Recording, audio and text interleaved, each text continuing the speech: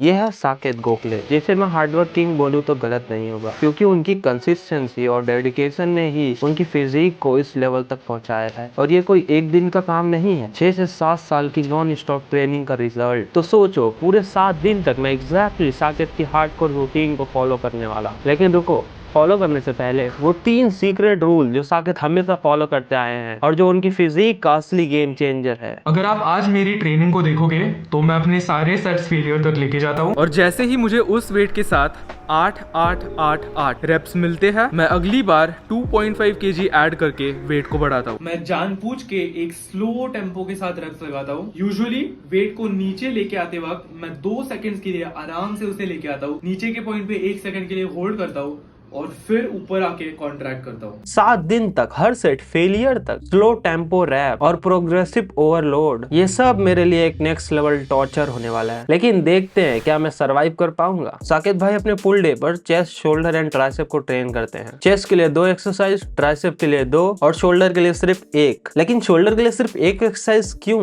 ये आगे आपको वीडियो में पता चल जाएगा। मैं डिक्लाइन बारबल बेंच प्रेस पहली बार ट्राई करने जा रहा हूँ, क्योंकि अब तक मैंने सिर्फ डंबल से ही किया है, तो मेरी फॉर्म तो 100% मैच होने वाली है। एक तो पूरा जान लगा के लास्ट रैप तक पहुंचना, ऊपर से हर एक रैप स्लो टेम्पो में करनी पड़ रही थी। जैसे कछुआ रेस जीत सकता है, पर यहाँ कछुआ बनने में सिर्फ दर्द मिल रहा था।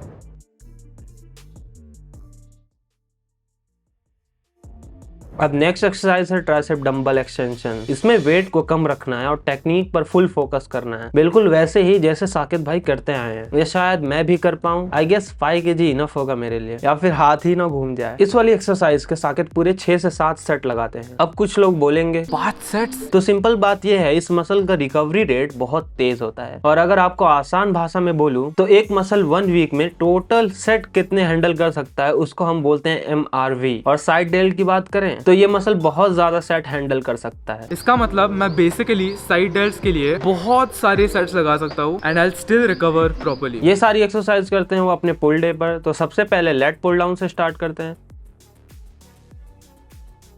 भाई ये एक्सरसाइज बैक के लिए होती है या एल्बो के लिए? 5 से 6 रैप के बाद एल्बो ने ऐसा चिल्लाया कि फेलियर आने से पहले ही मुझे रुकना पड़ा। अब कुछ लोग बोलेंगे भाई वेट को कम करो, लेकिन मेरे 7 से 8 रैप आराम से चले जा रहे थे, तो यहाँ वेट कम करने का कोई पॉइंट ही नहीं है। अगर इसका फिक्स है तो कमेंट में जरूर बताना, वरना अगले पुल डे पे मेरे एल्बोज फिर से रोने वाले हैं। ये एक्सरसाइज मेरे लिए काफी ज्यादा न्यू है। साकेत भाई खुद इस वाली एक्सरसाइज को स्टार्टिंग में इग्नोर किया करते थे। मुझे हमेशा ये एक्सरसाइज के बारे में पता था, पर मैंने कभी वॉलंटरली ये एक्सरसाइज सीखने की कोशिश नहीं की, क्योंकि इसको सीखने में बहुत ज्यादा टाइम और एफर्ट लगता है। लेकिन जो सीख गया उसके लिए गेम चेंजर है, बहुत ही ज्यादा इफेक्टिव है। नेक्स्ट एक्सरसाइज है पैक डेक रिवर्स फ्लाई, और इसको करने में वाकई में मुझे बहुत ज्यादा मजा आता है। पता नहीं लोग अपने रेल डेल्ट को क्यों इग्नोर करते हैं, जबकि साकेत भाई भी कहते हैं रेल डेल्ट तो बनाना ही चाहिए। ये छोटी सी मसल लगती है, जब डेवलप हो जाती है ना तो बैक का पूरा लुक चेंज हो जाता है। तो मेक श्योर तुम भी इसे इग्नोर ना करो। साकेत भाई को बाइसेप ट्रेन करना उतना ज्यादा पसंद नहीं है। मुझे पता है बहुत लोगों को बाइसेप ट्रेन करना बहुत पसंद है, but in my opinion it's the most boring thing on earth. इसलिए वो सिर्फ एक एक्सरसाइज करते हैं, कोई भी कर्ल चूज कर लो। वैसे मुझे तो बाइसेप ट्रेन करने में बहुत ही ज्यादा मजा आता है, लेकिन ये एक छोटी सी मसल होती है और 3 से 4 एक्सरसाइज लगाने का कोई फायदा नहीं है। एक ही करो और उसको मास्टर कर लो। साकेत भाई का यही मानना है, क्वालिटी ओवर क्वांटिटी। अगर तुमने कभी नोटिस किया होगा, साकेत भाई नीचे ले जाकर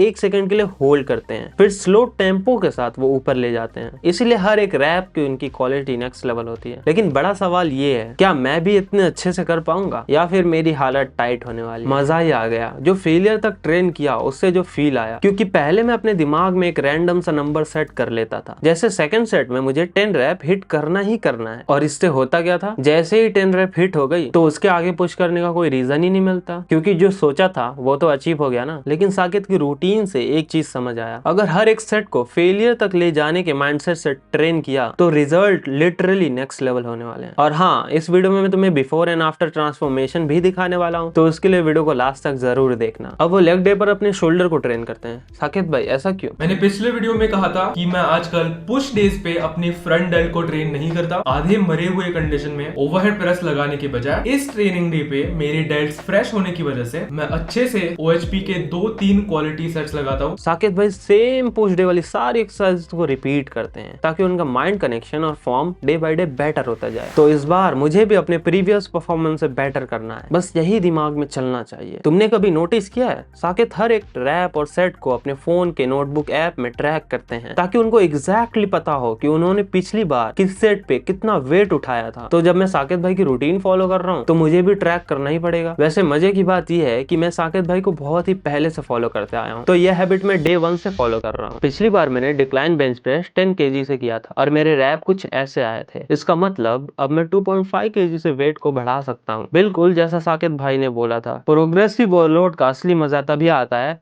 जब हर एक सेशन में आप थोड़ा सा बेटर करो। पिछली बार मैंने चेस्ट प्रेस में उतना अच्छा परफॉर्म नहीं किया था, तो इस बार मुझे वेट को सेम ही रखना पड़ेगा। बस उम्मीद है इस बार 888 रैप मिल जाए, देखते हैं क्या होता है।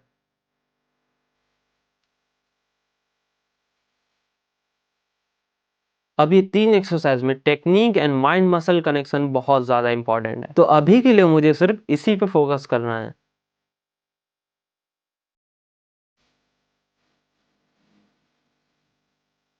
पिछली बार मुझे लेट पुल डाउन पर उतना ज्यादा अच्छा फील नहीं हो रहा था, तो इस बार उस गलती को फिक्स करने की पूरी कोशिश करूंगा। आई थिंक मुझे बैक में एक हल्की सी आर्च बनानी चाहिए एंड टेम्पो को जितना हो सके स्लो एंड मसल को फील करते हुए करना है। इस वाली एक्सरसाइज को मुझे करने में बहुत ही ज्यादा टाइम एंड माइंड कनेक्शन की जरूरत है। ये वाली पिचल मशीन मेरे जिम में एक दिन पहले ही ठीक हुई है और साकेत भाई भी बाइसेप को ट्रेन करने के लिए इसी मशीन का यूज करते हैं, क्योंकि इसमें एक सॉलिड सपोर्ट मिलता है जिससे पूरा वेट का लोड बाइसेप पर ही आता है। डे बाय डे वेट को बढ़ाना भी काफी ज्यादा इजी है, लेकिन सबसे फनी बात, मैंने आज तक इस मशीन को छुआ तक नहीं। पिछली बार लेग कर्ल में मेरे कुछ ऐसे नंबर आए थे। आई थिंक मुझे वेट को बढ़ाना चाहिए, कमेंट में बताना। अभी के लिए 5 kg इंक्रीज करके देखता हूँ।